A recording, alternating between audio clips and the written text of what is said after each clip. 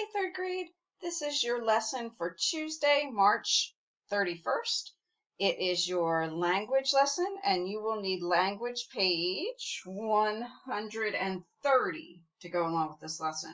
So now, if you look at the very top of the page, at the orange box, you know that's where we find some important information. It says a pronoun is a word that takes the place of a noun. We already knew that. You already knew that because you're super smart.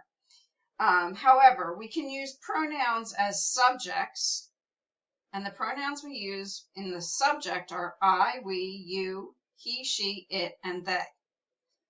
We can also use pronouns in the predicate. Those pronouns that we would use in the predicate are me, us, you, him, her, it, them.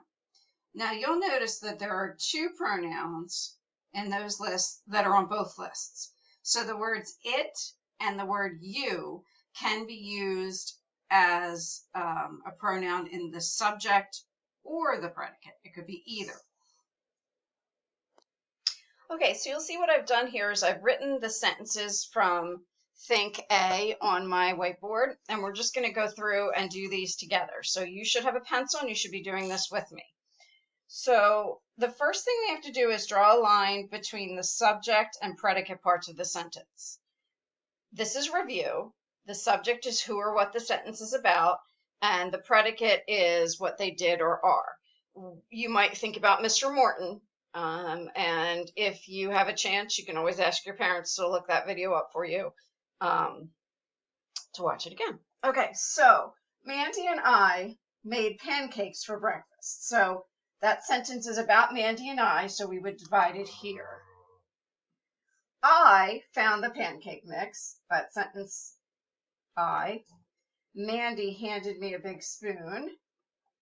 Mom turned the hot pancakes for us. Mom is the subject. We took the pancakes to Dad. We. And Dad told us that the pancakes were delicious. Okay, so we've separated the sentence between the subject and the predicate. The next part says that we need to draw two lines under the action verb in the predicate. So they already gave us a clue that it's going to be an action verb. Remember, we also have those state of being verbs, but there aren't any here because they told us they're going to be action verbs. So we're going to make two lines under the action verb.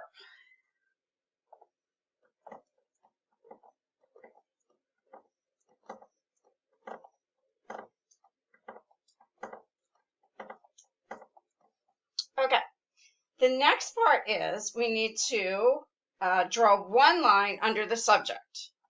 Okay, and you should be doing this with me. If you need to, you can pause. All right, now the last part, which is what is new, is we have to, in the blank, write S if the pronoun is in the subject part of the sentence, or P if the pronoun is in the predicate part of the sentence. So you're going to look where that colored pronoun is. If it is in the subject, we would write S. If it is in the predicate, we would write P. So the first one was already done for you. That's subject. The pronoun is in the subject. Here, the pronoun is in the subject. Here, Mandy handed me, this is the predicate part of the sentence, so it's in the predicate. Mom turned the hot pancakes for us. Again, we know that's the predicate part of the sentence. We took the pancakes to Dad, and Dad told us. All right, so you can check your work. That's what it should look like. Now, in part two, Think B and Think C, you're going to complete those on your own. You just need to fill in the correct pronouns, and then in Think C, you have to write those pronouns that are on both lists, that can be in the subject and also in the predicate. And if you don't know, go back to the beginning of the video, because I told you in the beginning, I told you the answer.